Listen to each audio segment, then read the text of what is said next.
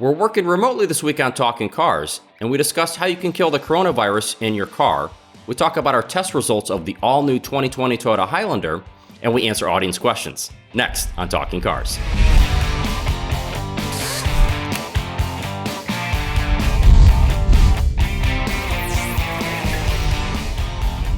Hi everybody, welcome to another episode. I'm Mike Monticello. I'm John Lincove. And I'm Jake Fisher. So for those of you watching the podcast as opposed to just listening to it, you can see we're under just different circumstances right now. We'll be doing the show remotely today and maybe for the foreseeable future.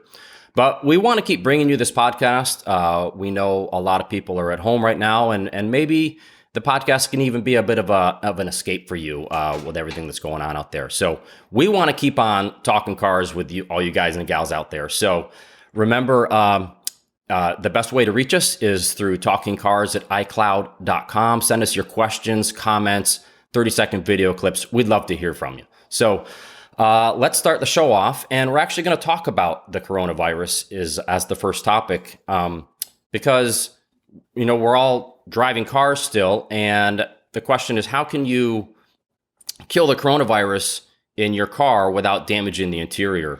And John, we're going to start with you because when you think about it, a lot of people, they're in their car every day, but it's just them. So do they need to do that? Or, you know, or if you're the only person in your car, do you need to be diligent about cleaning the inside materials? It's pretty interesting that you bring it up, Mike, because for us here at Consumer Reports at the Auto Test Center, we swap in and out of the cars. So it was really on our mind. For people, they may think just that. You're in the same car, it's just you, maybe just you and the kids. But because you're going out, because you might be still taking your kids to school, you may still be going to the office, you know, you're not locked down. You're going to be bringing things in and out of the car. You're going to be touching different surfaces and then touching your car. So it's one of the things that it's really just an additional measure of safety, even if you're almost keeping just to your small circle, but you do go out and pick up even to-go food. You want to clean your car up. So you want to use isopropyl alcohol wipes, so 70% alcohol. You want to use that, soap and water. Both of those will end up killing coronavirus.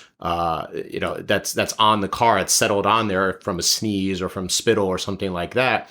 And microfiber cloths, you know, you don't have to do it so much so and rub so hard that you're taking the color out of the dye on your seats, for example. And you don't want to do it, you know, every single minute of every day that you get in there, just because eventually it could wear down the leather or it could wear down the synthetic materials there. But being diligent and doing a light cleaning on a regular basis, but particularly if you've been out and around a lot of people, is a great idea. Right. And John, are there some products that you should never use on the interior materials? Well, certainly. So one of the stories that we have up on consumerreports.org details all of this. But as a quick rundown, don't use bleach, don't use hydrogen peroxide, and don't use ammonia-based cleaners, particularly on touchscreens, because the touchscreen is going to have a fingerprint-resistant and also a glare-resistant coating on it. And using ammonia on that in particular is going to really eat away at those coatings, and then you'll have damage to the screen. But you could use a microfiber cloth. You could use soap and water. You know, don't drench it. Don't turn it into a car wash inside of your car. But you know, some diligent use of those materials on the turn signal stalks, the door handles, interior and exterior. You know, your gear selector. You know, the radio buttons, the climate control buttons. Those types of surfaces that you're always going to be putting your hands in. Maybe something that you had in contact with outside surfaces and other people. That's what you want to clean up. Right. And Jake, what types of surfaces might people not think about that they should clean? You know what I mean? Well, it's really everything that you touch. So what's interesting is that they came out with a study just a few days ago talking about how long the virus actually stays on these surfaces. And it seems like the harder surfaces are the surfaces that it really stays on longer. So think about all the hard plastics, think about the metal, even in your door handle that you're touching. It's kind of interesting. I think my wife was actually way ahead of this because she was always uncomfortable touching all of the cars that we're testing, and we're getting in different cars all the time. So I think she's really She thinks we're gross. She's definitely thinks we're pretty gross. And so I think she was ahead of the curve. And I think we all could really learn from all these things. So just think about everything that you're touching. Think about those hard surfaces. And if there's going to be germs that are going to stay there or transfer, whether or not you're just done with shopping or you pumped gas or you whatever you need to do. And hopefully try not to do a lot of things that you normally do. And we'll all stay safe. Right. So Big John Ibbotson sent out a list to all of us about, the parts of the cars to make sure we clean if we ever have to swap a car with someone else. And there was a couple of, I hadn't thought about, for instance, seatbelt buckles. That's something that I wouldn't have thought about. But like you said, Jake, it's every area that you might touch. Seatbelt buckles is something you might not think about. Maybe the sun visors. You move the sun visor up and down, sometimes several times a day. Those are all, think about every part of the car that you might touch. Even the door and center armrests are all very important to do. But, maybe the one final tip that is really important for people to think about is still, what everyone has been talking about. Wash your hands often, because if you clean your steering wheel and then you get back into the car later on with dirty hands, well, now you've defeated the purpose of cleaning your steering wheel. So then you just have to clean everything. Yeah, I think that's a great tip. And, if you do have to go out and you have to go shopping or something like that, a great tip is just to wash your hands really good right before you get into the vehicle. Purell wipes can be helpful, and just minimize what you're doing to the car and what you do have to clean. So we have a really good story, really in-depth story about this online, consumerreports.org. And so let's all be safe out there, everyone. Let's move on to our next segment, which is This Week at the Track. And this week at the track, we're going to talk about our test results of the 2020 Toyota Highlander. This is an all-new version of Toyota's 3-row mid-sized SUV. We tested an XLE all-wheel drive. Has a 3.5-liter V6 with 295 horsepower and an 8-speed automatic transmission. Of note, a 4-cylinder hybrid with 243 horsepower is available, and we will be buying one of those soon to add it to our test program. Our vehicle was $42,843 as tested. The XLE all-wheel drive has a base price of $41,200. Our test vehicle was equipped with almost no options other than an all-weather cargo liner, door edge guards, and wheel locks. All Highlanders come with forward collision warning, automatic emergency braking with pedestrian detection, lane departure warning, lane keeping assistance, as well as the convenience of adaptive cruise control. Blind spot warning and rear cross traffic warning come standard on the XLE that we tested, as well as the LE that is one rung down from ours. But you can't get blind spot warning or rear cross traffic warning on the base L, just as an FYI. So John, let's start with you. Does this, let's talk about, what it's like to live with and drive this vehicle. Does the new Highlander live up to the high standards that people have come to expect from this vehicle from Toyota? Well, what you really find interesting, Mike, is that you ask, does it stand up to the high levels of the Toyota Highlander? And for the most part, it does. It does what Toyota Highlanders have done historically well. So it's roomy, it's comfortable. It has a lot of standard features. You do get a good amount of features for your money.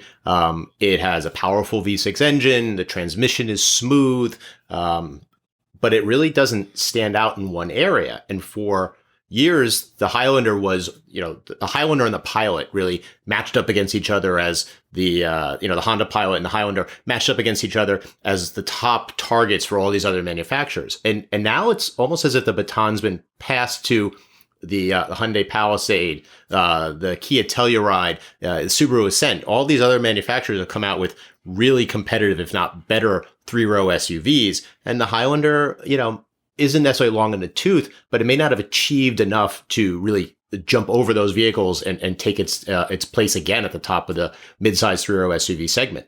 Yeah. I think you're exactly right, John.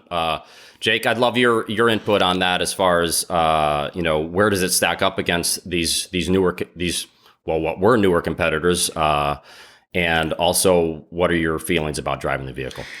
Yeah, I agree with John. It does a lot of good things, but what's really funny is it certainly doesn't sound like he's talking about a redesign at all. And, this car is redesigned, but it has a lot to do with the old one. It's very, very similar. I mean, certainly they've updated certain things. We've got Apple CarPlay and Android Auto and some of the new table stakes that you really need in any one of these vehicles. But compared to like something like Kia Telluride, which, you get into and like, wow, this drives really nice and has a lot of neat features, you're not getting that. But while it may seem to be kind of falling behind some of those competitors, truly it's what the asset of the Toyota Highlander is not taking those chances, not putting in these new technologies, basically just keeping the reliability number one. And if you're looking for a family 3-row vehicle, truly, reliability and making sure this car is dependable may trump all of these different things. Right. Yeah, no, you're absolutely right. I totally agree with you guys. I was thinking, when I drove it, I was thinking nothing really stands out about it, but so it doesn't really do anything great, but it also really doesn't do anything badly. And that's kind of, I guess that's kind of the Toyota way. Getting into the nitty gritty for myself, I mean, there's lots of room inside the vehicle, especially in the first and second rows, lots of headroom up front for the driver, lots of elbow room. My one problem with the driving position is that the center console is a pretty big intrusion on the driver's right knee. And as a smaller guy, I've also found that the door armrest was like really far away. That'll be great for big people, but for me, it was kind of like a reach to go over to the door handle. But as far as like the drivetrain is really good. That V6 is nice and smooth and has plenty of power. A little bit jumpy off the line, but handling again, it's good. It's kind of has okay turn in. The steering doesn't have a lot of feedback, but it does feel kind of, to me anyway, like how some vehicles drive kind of smaller than they are. This one drives as big as it is, or maybe a little bigger. You feel its weight and its size when you're going through corners. But it's pretty quiet, and again, same thing. We talked about the ride. It's good. It's not, it's not like plush like a Subaru Ascent, but it's also, not going to completely beat you up. So that, it's kind of one of those honestly, vehicles where, go ahead. The big story, I think, though, is the Highlander hybrid that's coming out. That's really the big story. Yeah. So, I mean, look, they haven't made a lot of giant things. They are making a change in technology. And that is this new 4-cylinder hybrid, which really looks like it's going to wind up getting the same kind of fuel economy as you would get on a small SUV, and even better than that. So, and I almost got to edit myself saying new technology, but I mean that hybrid technology, it's been around from Toyota for about 20 years. So I think they're really focusing on safety, reliability, and fuel economy, and kind of these, all of these niceties, they take kind of second. Well, and the good news, good segue there, Jake. We are, buying a Highlander hybrid very soon, and we'll add it to our test program. And so we'll have the news about that as soon as we possibly can. Of course, look to consumerreports.org for more information on the Highlander and the Highlander hybrid. With that, let's move on to audience questions, and let's see what we have this week. Let me look at my other screen over here. Just want to remind everyone out there, we'd love hearing from you, especially right now. If more people are spending time at home, well, spend more time watching the podcast and sending us questions and comments. We'd love to hear from you. Let us know what's going on. Keep sending those questions, comments, 30-second video clips to TalkingCars@iCloud.com. Our first question comes from Pierre in Quebec, Canada. Pierre says, I agree with 90% of your top picks this year. The only car I would not buy is the Toyota Supra. But why did you not choose at least one Porsche, Genesis, or Mazda in your top picks? I personally believe the Genesis G80 and Mazda 3 are really good buys. John, I'm going to throw it to you first. For people who may not know what the top picks are or how they're determined, could you just kind of give us an overview on what the Consumer Reports top picks are? Sure, Mike. What we do is we look at all the vehicles that we've tested, and we look at the different factors that go into their overall score. So that includes road test. That includes how they performed our road tests. That includes their reliability, according to our annual auto surveys. A little bit factor of that is owner satisfaction, how well Consumer Reports members like their vehicles, if they would buy them again. We certainly look at the government and insurance industry crash tests, but we also look at the standard safety equipment, and the vehicles that even have to qualify to be considered as a top pick have to come with standard forward collision warning and forward standard automatic emergency braking. But we also they have to have, or this year we've said that they also have to have a pedestrian detection system, and it has to be standard on all versions of the vehicle. So every trim line, if you will. So it can't be a vehicle that, well, the top trim gets this standard, everything else is optional. That's another qualification. So standard safety, advanced safety equipment like those on all versions, as well as good performance in our testing. Great. And Jake, why didn't we choose a Porsche, Genesis, or Mazda in our top picks? Well, it's a great question, and I love questions like this because reading between the lines, I mean, obviously, you're an enthusiast, as we are, so we can totally respect these things. As for Mazda, I'm going to give you a little inside baseball on this. The truth is that if you really scrutinize our scores of the small SUV category, you'll find that actually the Forester and the Mazda CX-5 are actually tied. So the CX-5 was really a 50-50 chance of being a top pick, almost was. We wound up going with the Forester just because the road test score was quite a bit better in terms of, ride and noise and these types of things. But look, the CX-5 is a terrific vehicle. And if you are a driving enthusiast and really enjoy something that, drives a little sportier, the CX-5 is a terrific choice. And so if we had top picks for driving enthusiasts, John, Mike, you maybe write this down. Maybe we should do that. I think the CX-5 would have wound up beating the Forester. Grab a pen. All right, take good notes on that. The other question, though, is why not Porsche? Why not G80? And that's a little bit of a different answer. And the answer is we are really trying to focus on more affordable vehicles. We recognize that it works for a lot more people. So, I mean, if we were going to pick best sports car at any price, I don't know, maybe there'd be a McLaren there or a Pagani. I don't know. But, considering that, I think we actually should test more of those. I just gonna throw that right out there. But if you look at the Supra, I mean, for the price, for the amount of performance, the amount of fun that you have, it's really pretty impressive. It's quite a bit less expensive than if you were going to get a Porsche. And again, with the luxury vehicles, they do get pretty pricey. So we're really trying to focus on more affordable vehicles for more people. Now, as far as Pierre's question about the Mazda 3, it is a good car, but it just simply didn't score well enough to be included in a top pick. And I had another question, Jake. Now, quite often the Mazda Miata, the sports car, has ended up in our top picks, but it didn't this year. Why is that? Well, the Miata, I mean, it's a great choice for sure, and it's been there a lot, and it certainly does fit that bill of being more affordable than a Porsche or something more high end. The issue there was just about the standard safety. So as John was talking about, right now we're requiring standard pedestrian detection and these types of things, and right now they haven't put that on the Miata right now. If they did, we might have made a different choice. Okay, all right. Good enough. Let's move on to the next question. So this one is from Steve from Westchester, Pennsylvania. And Steve says, I'd love to buy a car from an American brand like Ford or Chevrolet. However, my own experience and your reliability rankings tell me that these cars will typically be much less reliable. Reliability and longevity are the top criteria for me. How can American nameplates have such poor reliability year after year? Why aren't they learning how to do this? They are keeping away those of us who don't want to spend money on repairs or spend our time at the dealership.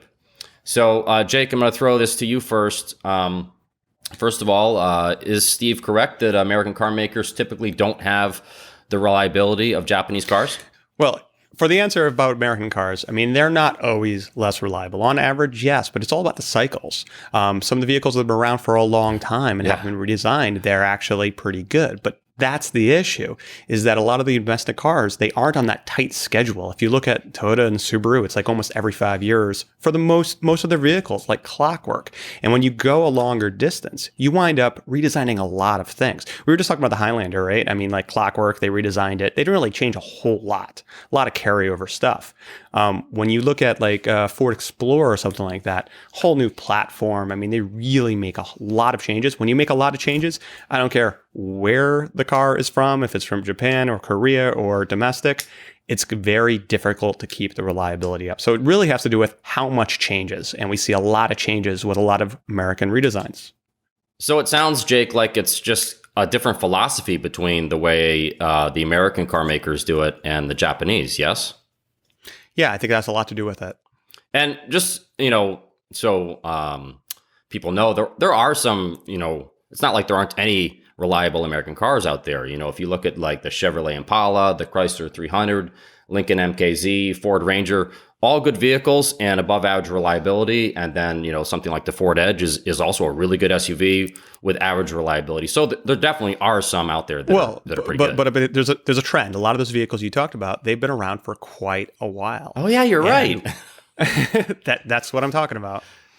Okay.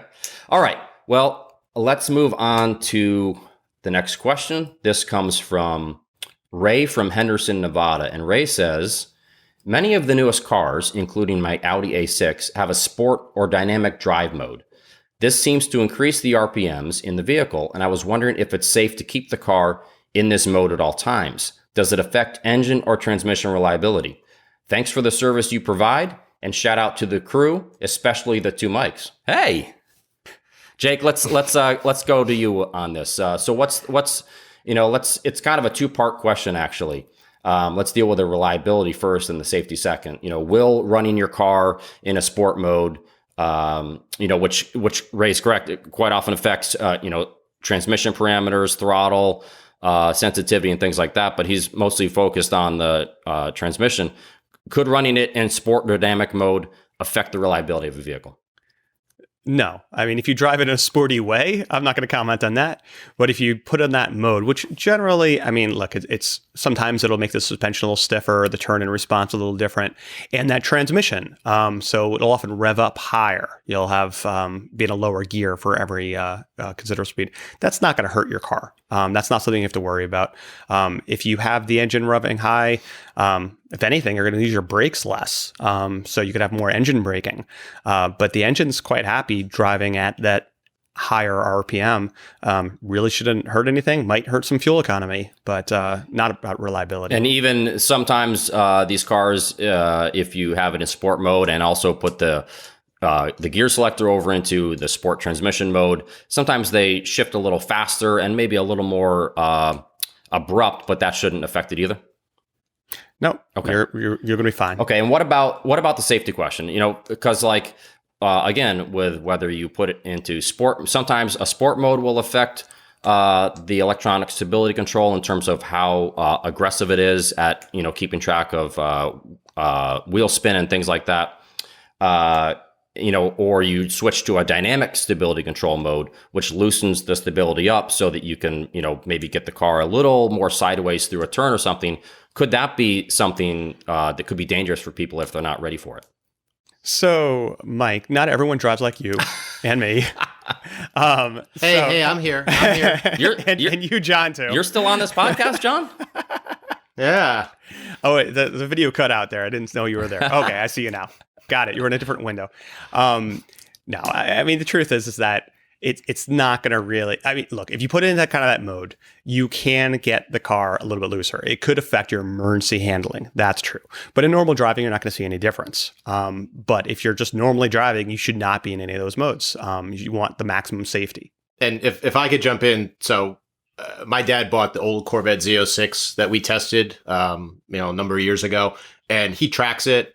He and I did it down at VIR this past fall. And even keeping it in the competition mode where electronic stability control is still engaged, you could still drive the car, drive it spiritedly, fast, whatever you want to call it, but it still stays engaged. It still will prevent you from, whipsawing around and oversteering through a corner. If you turn it off, if you're in the wet, if you do all kinds of extreme things, it could, but putting that mode, as long as it's engaged, it's still going to be there. But like Jake said, slightly higher limits. Right. Yeah. Chevy did a great job with that Corvette, that kind of middle, stability control mode where it will let you have some fun. You can get the tail out a little bit, but it's going to still save you if you do something, if you start driving over your limits. That's a really good mode. Hey, don't forget about Ford. I mean, what they've done with the Focus ST and the Fiesta ST, right, yeah. That was pretty entertaining in the right closed track circumstances, of right, course. Right. Cool. Yeah. Good stuff. All right. Well, that's going to do it for this episode. Don't forget to click on the links if you want to learn more about the topics we talked about and the cars. Don't forget to send those 30-second video clips, questions, comments to talkingcars@icloud.com. As always, thanks for watching, and we'll see you all next week.